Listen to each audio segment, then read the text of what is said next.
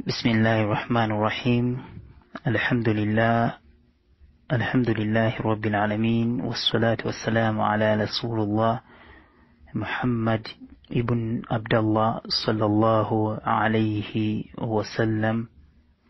أشهد أن لا إله إلا الله وحده لا شريك له، وأشهد أن محمدا عبده ورسوله.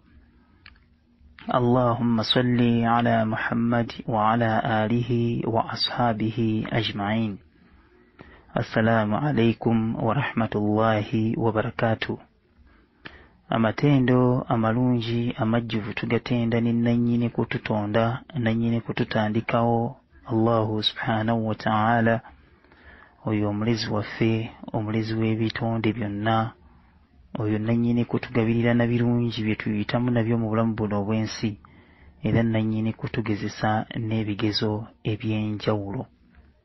Tumusaba Allah asookusaasira kwe n'emirembe ku nabbi we ow'enkomero Muhammad ibn Abdullah sallallahu alayhi wasallam, n'abo bonna bannabbi be abaamukulembera ne basahaba abakkiriza bonna ababakkiriza.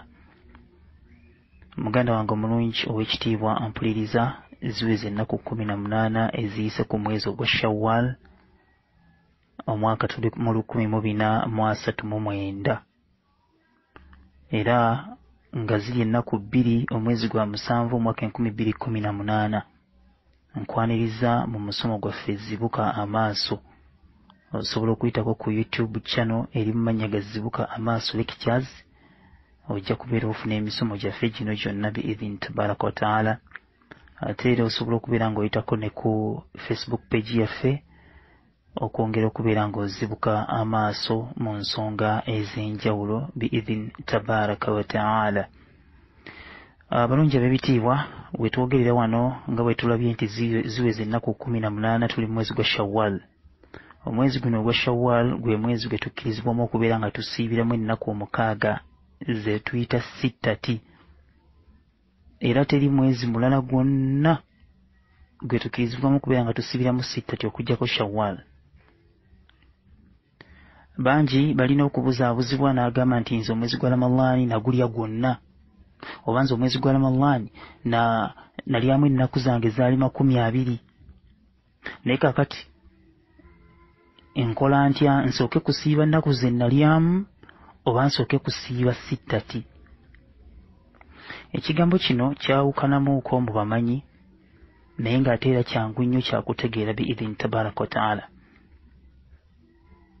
Ddala bw'obanga walya mu mwezi ogwa Ramadhan, tujjukire ennaku ze tuba tulidde mu Ramadhan tukkirizibwa okuzisiiba oba okuziriwa oba okuzisasula mu bbanga ery'emyezi 11 emirala. Amakulu wakati wa Ramadhan eno ne Ramadhan eri, mu nnaku ezo ziri makkati, tukkirizibwa okubeera nga tuli wamu ennaku ze twali mu Ramadhan gye tukubye amabega. Ate ennaku eza sittati zo tuzisiiba mu mwezi gwa Shawwal gokka, ogwo gugoberera omwezi gwa Ramadhan mu mwaka ogwo gwennyini Ramadhan eyo mwebeeredde. Amakulu nga bwe tukimanyi nti omuntu yenna asiba ennaku 30 eza Ramadhan oba 29, Allah amuwa amujjuliza empeera ze ez'ennaku 3. Kakati bw'ogoberezako ennaku 6, kubanga buli lunaku lw'osiiba empeera z'ofuna zibeera 10. Amakulu bw'osiiba ennaku 30 obeera mu mpeera zo 300. Kakati bw'ogoberezako ennaku 6 mu mwezi ogwa Shawwal oguddirira Ramadhan, n'obeera nga ofuna empeera zo 6, ne zibeera nga zikola empeera 360, n'obanga obalwako empeera y'omuntu asiibye omwaka mulamba. Tobeeranga wabula obeera obalwako empeera. Kino ekigambo kyawukanamu, era abasinga obungi bakikozesa bubi ne bagamba nti obeeranga afunye empeera ezo, naye nga si bwe kiri nti obeera ofunye empeera ez'omwaka omulamba biidhini tabaraka wa taala. Temuliimu kubuusabuusa. Kakati abantu bangi beetaavu, oba olina omusanga ng'agamba nti munnaaye kakati Ramadhan yaggwako ne mbadde era nkyali mukosefu, kakati ngenza okutereeramu ng'ate yino Shawwal tugitambuddeko ennaku 10, ate nze mmanji omwezi mulamba ogwa Ramadhan, ate nga njagala kusiiba ne sittati. nkoze ntya tugamba nti sooka osiibe ennaku eza sittati ku lwaki kubanga ennaku eza sittati ziri mu mwezi gwa Shawwal. Shawwal agenda kubeera nga gwako. Shawwal wabeera nga aweddeko kitegeeza nti sittati togenda kubeera nga ogisiiba. Ate Ramadan zino ennaku ziwalya mu Ramadan osobola okubeera nga ozisiibira mu makkati wakati awo oluvannyuma wakati wa Ramadan ne Ramadan. Oyinza okugamba nti naye ate Allah wakujjululira awo nga oyina ebbanja. Alhamdulillah, Allah waba akujjululiddde awo ng'olina ebbanja mwana wattu enniya yo kyekikulu kubanga emirimu gy'obusiraamu tugoberera nniya biidhini tabaraka wa taala. Nabwe kityo muganda wange omulungi, ekikulu kya byonna butagayalirira mirimu gyo, ekikulu kya byonna butagayalirira mulimu gwateekwa gubeera gwakuteekebwako biidhini tabaraka wa taala. Nabwe kityo bw'obeera nga walyamu ennaku nnya wiiki emu mu mwezi ogwa Ramadan, sooka osiibe ogwo oba sooka osiibe ezo ennaku entonotono oluvannyuma olyoka osiibe ennaku za sittati. Oba kitegereka bulungi? Bw'obanga walyamu ennaku ntonotono nga tezijjuza mwezi nga kitegeeza mu Shawwal bw'oba ozisiibye osigazawo n'ennaku omukaaga, sooka osiibe ziri eza Ramadan ng'oliwa. Naye singa zibeera nga nnyingi sooka osiibe sittati oluvannyuma obeere ng'ogoberezaako eziri ziwalyamu biidhini tabaraka wa taala. Ndowooza kitegerekese bulungi abalungi ab'ebitiibwa. Tugamba nti wallahu taala alam wa barakallahu fikum. Butereevu baganda bange abalungi ab'ebitiibwa, olunaku olwaleero mu zino ennaku 18 eziyise ku mwezi ogwa Shawwal tukomyewo ne chapter yaffe ya 27 nga tuli ku mutwe ogamba nti Nabi Muhammad sallallahu alayhi wasallam, era nga eno episode ey'enkaaga biidhini tabaraka wa taala. Era nga butereevu muganda wange omulungi, wano nno wenkwaniririza mu episode yaffe ey'olunaku olwaleero.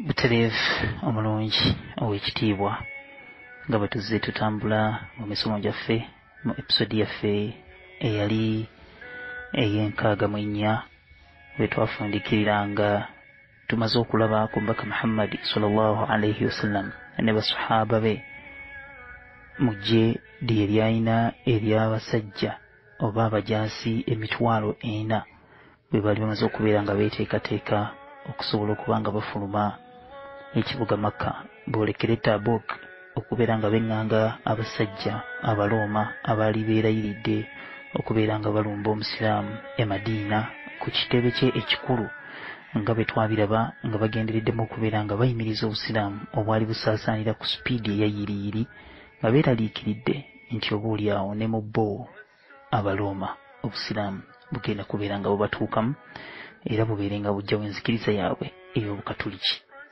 nga bwe baali batambula nayo. Mu kaseera kano bwe tutyo bwe twafundikira episode yaffe eyali ey'enkaaga-mu-ennya mu bufunze, tugenda okuwunzika episode yaffe ng'Omubaka Muhammad sallallahu alayhi wasallam amaze okubeera ng'asimbula okuva e Makka, wabula yaleka Ali ibn Abi Talib okubeera ng'alabirira famire ye. Njagala okubeera nga ntereezamu ku nsobi eno katono. Yamuleka okubeera ng'alabirira famire ye so si kubeera ng'omukulembeze wa Madiina. Omukulembeze gwe yalekawo ng'omukulembeze wa Madiina oba gwandiise Amir baali bamuyita Muhammad ibn Masham oba Maslam, gwe yalekawo okubeera ng'omukulembeze owa Madiina mu kaseera kano. Bw'atyo Omubaka Muhammad sallallahu alayhi wasallam nga amaze okubeera yeeteekateeka ne abajaasi be, baasitukiramu Omuloma gye yali agenda okutegeera nti abasiraamu bali mu kkubo kaakati basenvudde, batandise olugendo lwabwe okubeera nga bajja e Tabuk. Nabo bennyini baasalawo bapakinga Tabuk balindirira abasiraamu okutuusa lwe balituuka era bakampingawo awo okumalira ddala ekiseera nga balinze abasiraamu kubanga bo baamanya nti kakati omusiraamu eddungu lino yagenda okuyitamu omusana guno perekekya mu kiseera kino ekyassama bakimanya nti wanaagenda okutuukira oba we bagenda okutuukira gala amagye g'abasiraamu gagenda okutuukira gajja kuba mwago oba mwabo abakooye ate tujjukire nti luno olugendo lwali terutambulirwa wiiki yadde lunaku lumu wabula lwali lutambulirwa ddala ebbanga erisukka mu mwezi mu kaseera kano Abalooma baasalawo babeere nga baliyirira okutuusiza ddala abasiraamu bwe balituuka basobole okuba nga babeŋŋanga balabe ani awangula munne biidhini tabaraka wataala mu kasana perekekya mu ddungu eryali lijjudde oluwewowewo olusitula n'olufuufufuufu kubanga tukimanye nti empewo y'omusana tefaanagana na mpewo ya nkuba mu bitundu bino eby'eddungu empewo y'omusana esitulira ddala enfuufu ejje eryali eddene eryali ery'abasajja 40 nga bonna bali well equipped nga boolekedde ekibuga ekitundu eky'Tabuk okubeera nga beŋŋanga Omulooma abasinga obungi mu basiraamu olw'omusana omungi batuuka ekiseera batandika okulemererwa olugendo luno abandi ne basigala nga bagenda mu maaso nalwankubadde baawulira obukaluubirivu abalala ne batandika okwistrowinga nga badde emabega gye bavudde e Madiina nawewaawo nti baali batono mu bo era abalala ensolo zaabwe zaatandika okubeera nga ziremererwa okuba nga zeeyongerayo kubanga akaseera kaali kazibu nnyo ng'amazzi tebalina we bagajja eddungu lyali ddene naye nga tebalina we bajja mazzi mu lugendo luno ensolo zaatandika okunafuwa kubanga ensolo zino ze zaatambulanga nga bo batudde ku zo mu kaseera kaatuukanga ak'okuwummulamu obukoowu bwe baalina abasinga obungi tebasobolanga na kufuna tulo kubanga baatambulanga emisana ate ekiro oba oliawo ne bafunayo akadde akawummulamu mu kadde kano omubaka Muhammadi sallallahu alaihi wasallam ajja ategeezebwako nti Abu Dhalli alabika yasigalidde emabega oluvannyuma lw'ensolo yo okubeera nga yamutataganyamuuko nebeera nga yanafuwa nga tekyasobola kuba nga etambula bw'atyo omubaka Muhammadi sallallahu alaihi wasallam we ategeera ku mawulire gano nti Abu Dhalli yali asigalidde emabega olw'ensolo ye teyakitwala nga kizibu nnyo kubanga yamanya nti oba oliawo ensolo yeeriisa obuzibu amakulu teyakitwala nga Abu Dhalli kubeera nti ajeemye wabula yakitegeera nti ensolo ye yali evuddeko obuzibu era ne batuzaako ku Abu Dhalli gye yali musajja wattu ng'ensolo yamufuukidde dda ekizibu era yasooka n'agivaako n'atandika okutambula n'ebigere ng'agikutte bukwasi muguwa gwayo nga nayo bw'etambula okutuusa we yalaba nga etandise okufunamu akangubanguba n'addamu n'agirinnya era n'atandika okutambula oba n'agituulako ng'agitambulirako mpolampola kakati omubaka Muhammad sallallahu alaihi wasallam oluvannyuma lw'okutegeera nti Abu Dhalli yali asigalidde emabega batuuka ekiseera batuuka ewantu wamu bayimirira bwe bayimirira okumalira ddala ekiseera ekyali ekiwanvu bagenda okulengera omuntu eyali ava gye baali bava nga wayiseewo ekiseera ddala nga bw'omanyi mu bitundu eby'eddungu omusana gwaka nnyo omuntu osooka mulengera nga kasiikirize najja ng'asembera mpola bwe batyo bonna batuuka okutegeera nti yali Abu Dhalli era bamala okukitegeera omubaka Muhammadi sallallahu alaihi wasallam n'agamba nti saba Allah abeere n'okusaasira ku Abu Dhalli era Allah atadde okusaasira kwe Abu Dhalli atambudde yekka era agenda kufa yekka era agenda kuzuukusibwa yekka mu kaseera kano omubaka Muhammadi sallallahu alaihi wasallam basalawo ne babeerezaamu n'olugendo lwabwe ekutuusiza ddala we beesanga nga tebakyalina yadde ettondo lya tuzzi mu nsawo zaabwe ez'amazzi, kubanga amazzi mu biseera ebyo baagateekanga mu nsawo ez'amaliba, era bwe bamala okikakasa nti bonna tewakyayina mazzi yadde okuba nti balina essuubi ery'okulaba oluzzi ewantu wonna. Bwe batyo ejje baatandika okubeera nga bagwamu essuubi, ennyonta neeyongera okubaluma, okufaako obufi. Basajja battu ne bakalanguka emimiro, ne batandika okubeera nga bakalanguka ensusu, kubanga amazzi gaali gatandikidde ddala okubeera nga gaggwamu mu mibiri gyabwe. Tekikoma ku ekyo, n'ensolo zennyini ze baali balina nazo zaatandika okubeera nga zikamiza mu nsawo zaazo, kubanga tumanyi nti eŋŋamiya enywa amazzi n'eteekako ne mu nsawo eya reserve, nazo zaatandika okukamiza ezimu, okutuusiza ddala Omubaka Muhammad sallallahu alaihi wasallam bwe yalaba ng'embeera etabuse, kwe kuwanika emikono n'asaba Allah abeere nga abawa obuyambi ku kino.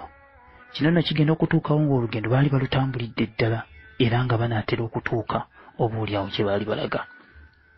Tujjukire bino byonna bibatuukako okutuuka mu mbeera eno ey'obulumi, okutuuka mu mbeera eno enzibu, nga gye boolekedde bagenze kubeera nga balwanyisa mulabe. Omubaka Muhammad sallallahu alaihi wasallam kwe kuwanika emikono n'asaba Allahu subhanahu wa ta'ala.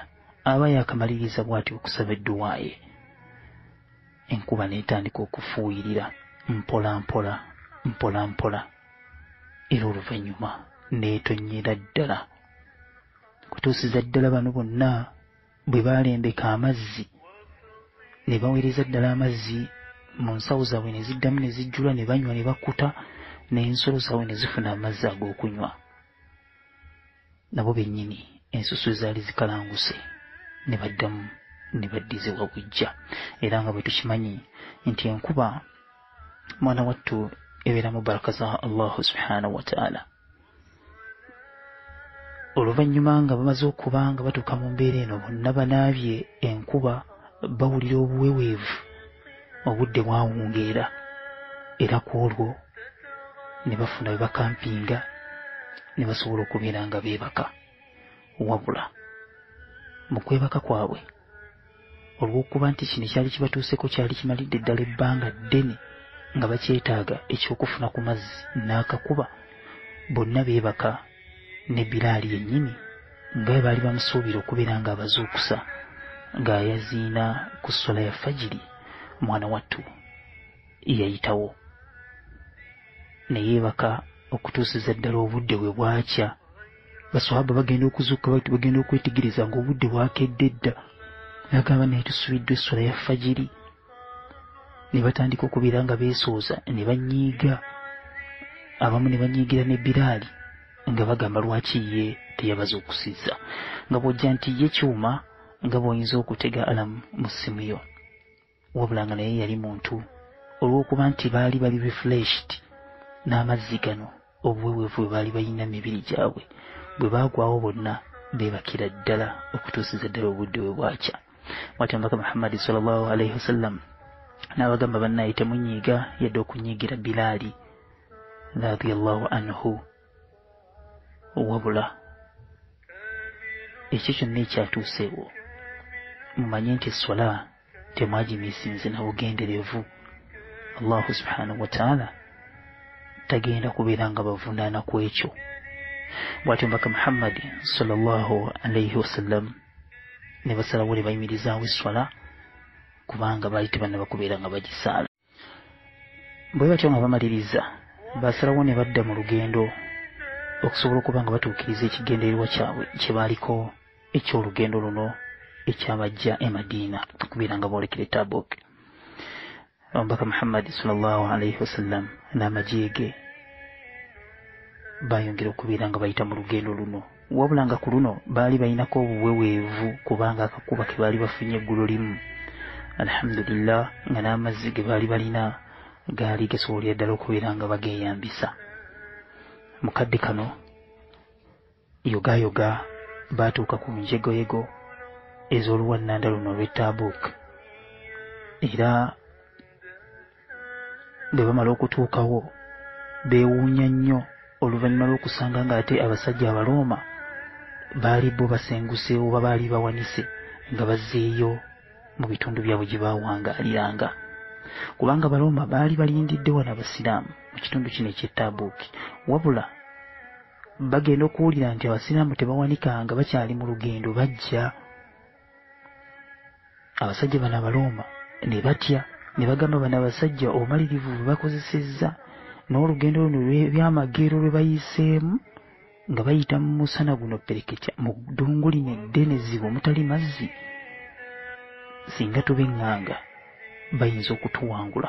Olaba obuvumu bwe bakozesezza obwo, olwo bagenda kukozesa buvumu ki okubeera nga batulwanyisa. Bwe batya Abaroma ne bawanika ne baddayo mu bitundu byabwe gye baawangaaliranga. Kakati omubaka Muhammad sallallahu alaihi wasallam n'ejje lye bagenda okutuuka, bagenda okusanga nga tewali muntu yadde n'omu. Bw'atyo yatandika okugabanya enkesi babeere nga beetooloola oba bakeberekebere oboolyawo abasajja bano bayinza okuba balina we baliko, wabula bagenda okakasa nga tewaali. Era oluvannyuma wajja musajja mukulu gwe baali bayita Yohana ibn Ruha, ono nno nga yali gavana owa ekitundu kye baali bayita Haila. Era ekyamuleeta kwe kubeera nga akola endagaano n'omubaka Muhammad sallallahu alaihi wasallam. Era oluvannyuma lw'okukola endagaano eno ey'obutabeera na lutalo wakati waabwe, yali ayina okubeera ng'awa ne kye bayita jiziya. Jiziya gwe musolo Abasiraamu gwe baasasuzanga abo abatali Basiraamu, nga bagubasasuliza mu bitundu byabwe amakulu, nga bw'olengera gwe bw'oli mu gavumenti ya Uganda ng'olina okusasula omusolo mu gavumenti ya Uganda okusinziira ku bintu by'okozesa. Kati ne bali balina omusolo gwe baasasulanga gwe bajjanga ku buli mutwe. Ku muntu yenna ataabeeranga Musiraamu baamuggyangako omusolo guno gwe bayitanga jiziya.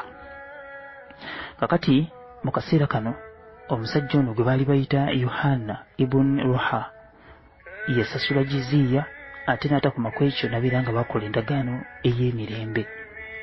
Era tekyakoma ku ekyo, kigambibwa nti abantu aba ekitundu kye bayita Jarba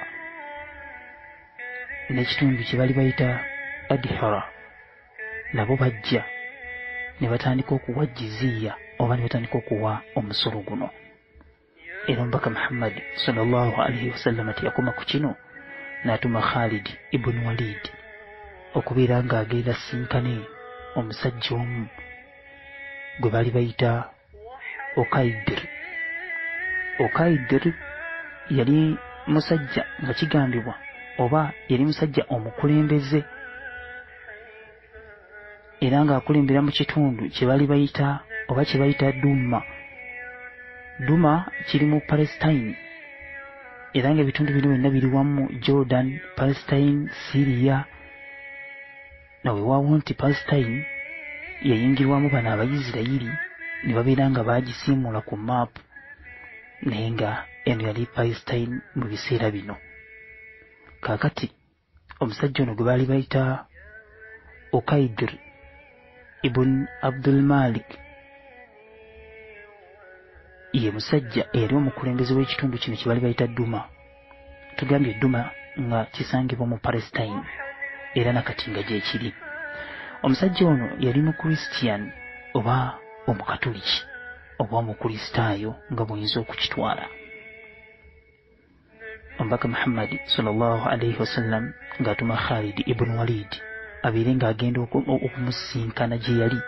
Yamugamba nti genda omunoonye ali mu kitundu bwe kiti, era gy'ali ali mu kuyigga nte za mu nsiko. Amakulu yali muyizzi ng'ate mukulembeze. N'amugamba nti gy'ali eyo nga oli wanaakugamba nti kaakati genda e Masaka mu nnyendo, ogenda kusanga gundi, ogenda musanga ku sayidi bweti, ogenda musanga nga ali awo ali mu kukola mulimu bwe guti. Kakati n'omubaka Muhammad sallallahu alaihi wasallam wati we yalagira Khalid ibn Walid abeere ng'agenda sinkana omusajja ono gwe baali bayita Okaid, gwe baali bayita Ukaidir.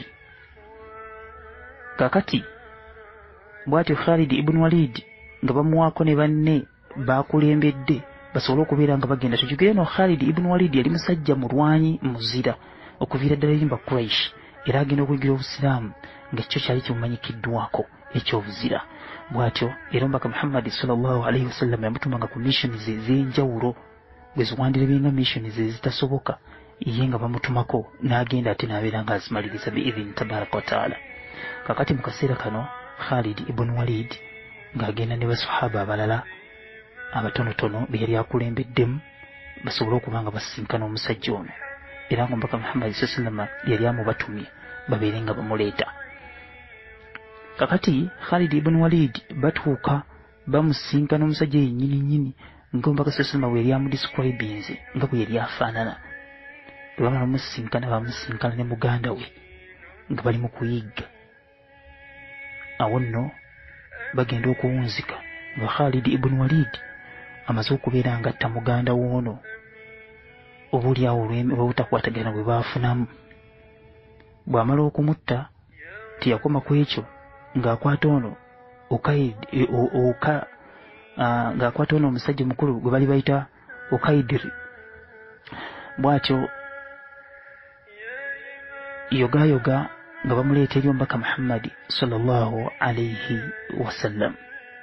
Khalid ibn Walid nga amaze okumutuusa eri omubaka Muhammad sallallahu alaihi wasallam, bamutuuza mu kafubo ne batandika okubeera nga naye bamuwozesa oba nga bamukkiriza ebyo baali baagala.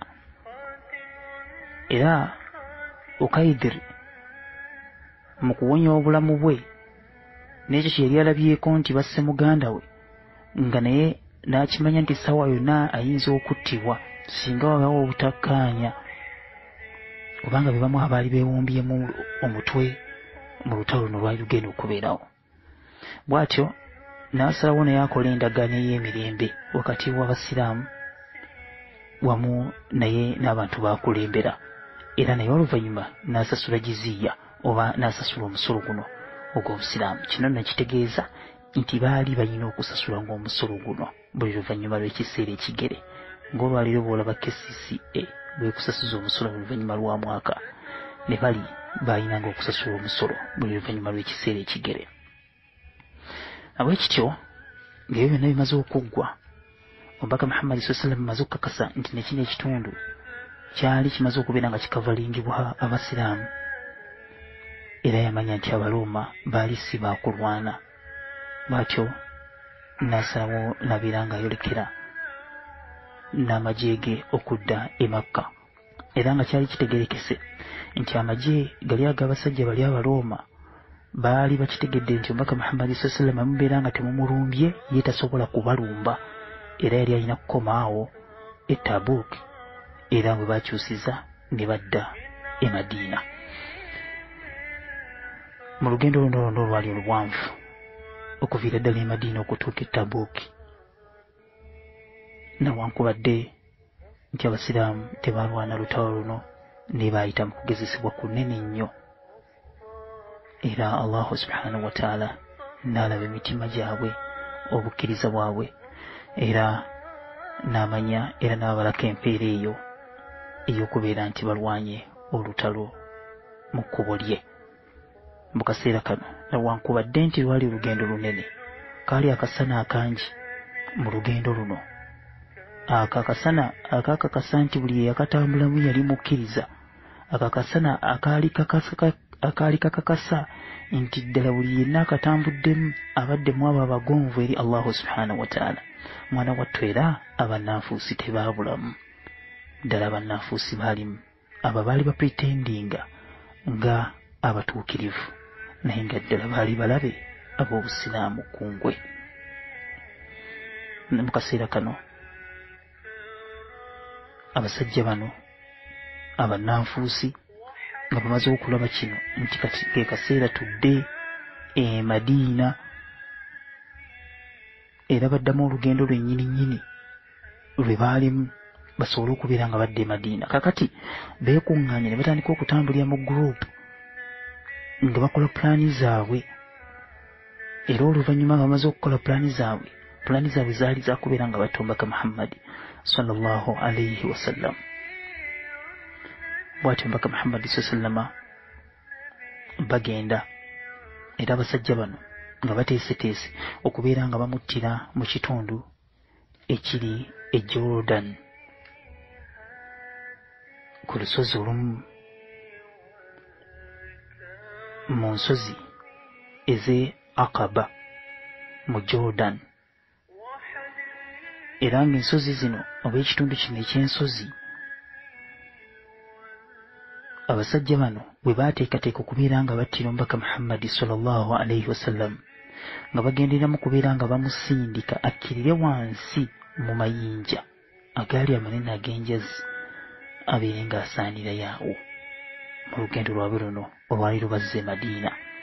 bwe batyo bamaze okubiteekateeka, bamaze okukola pulaani zaabwe n'enkwe zaabwe, bw'atyo Allahu subhanahu wa ta'ala nassa obubaka eri omubaka Muhammadi sallallahu alayhi wasallam n'amubuulirako ku nteekateeka z'abasajja bano abaali bagenda okubeera nga bamutta, era n'amugamba kyeri alina okukola. bw'atyo omubaka Muhammadi sallallahu alayhi wasallam ng'alagira ejje lye, kubanga yali ategedde ekifo abasajja mwe baali bateesereza okubeera nga bamuttira, ng'alagira ejje lye libeere nga limukulembera. bw'amala okulagira ejje okumukulembera, naye n'afunako bagaadi be babiri oba abakuumi babiri, ba bodyguards babiri, ne babeera nga bamutambulirako, n'abeera nga babuulirako ekyo ekyali kigenda okubeerawo biidhini tabaraka wa taala. bw'atyo bwe bamala okutambula ng'alagidde ejje babeere nga beeyongerayo, naye n'asigala nga abavaako emabega. abasajja bano baali bateeseteese pulaani zaabwe, bwe bamulengera nga azze atuuse wali wennyini, ne basalawo bajje babeere nga bamusaanyaawo. bw'atyo kwe kukola sawundi ennene mu ngeri y'eddoboozi eryawaggulu ery'omwanguka, n'abalaga nti yali abategedde, era nabwe bategeera nti ddala yali abategedde. amakulu bo balowooza nti tabategedde, naye nga ye yali amaze okubeera nga bategeera. kati abasajja bano bwe beekanga ne bamanya nti yali ayinako abamukuuma oba abamugoberera, badduka ne basobola okuba nga baddamu ne beegatta mu magye gali agaali gabakulembedde mu maaso.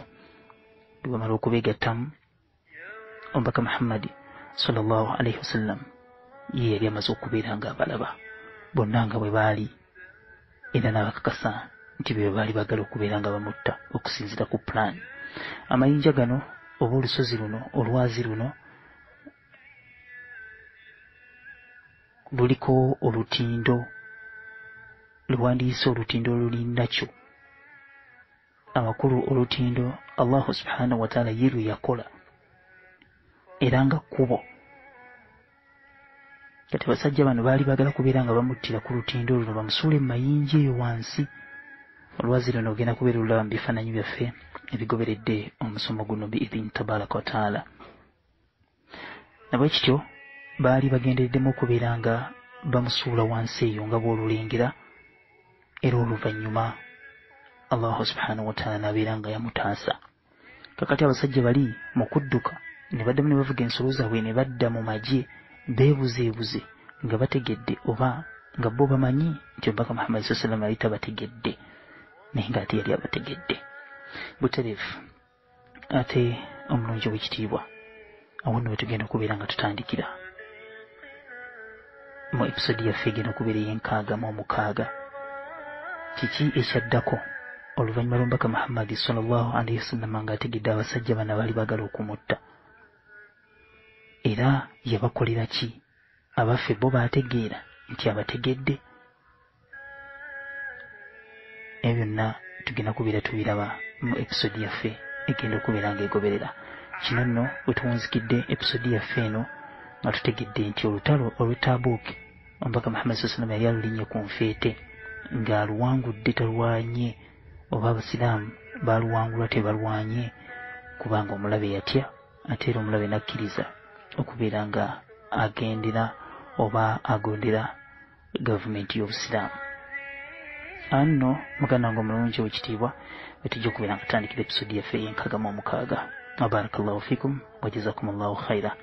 nyongera okubeera nga mbajjukiza ku nteekateeka yaffe ya Eid Adha wenna ayinza okubeera nga otwegattako kusaba obeere nga otwegattako biidhin tabaraka wa taala. Wa barakallahu fikum wa jazakumullahu khairan fi dunya wal akhirah. Oyo yenna asobola okubeera nga oba eyandyagadde okubeera nga wegatta mu nteekateeka eno, nja kusaba obeere nga oyita ku namba yaffe nga Zibuka Amaaso official WhatsApp line eri +4 7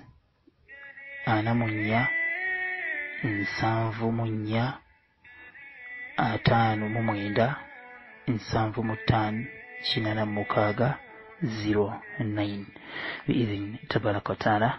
Osobola okubeera nga ogiyitako eri +447 459 758 609 biidhin tabaraka wa taala. Ne bw'oba olina ekibuuzo oba ng'olina oyagala okubeera nga owabulamu ng'oyagala kuyita ku line eya WhatsApp eyo gy'oba oyitako biidhin tabaraka wa taala, ojja kubeera nga otufuna. سبحانك اللهم وبحمدك أشهد أن لا إله إلا أنت نستغفرك ونتوب إليك. السلام عليكم ورحمة الله وبركاته.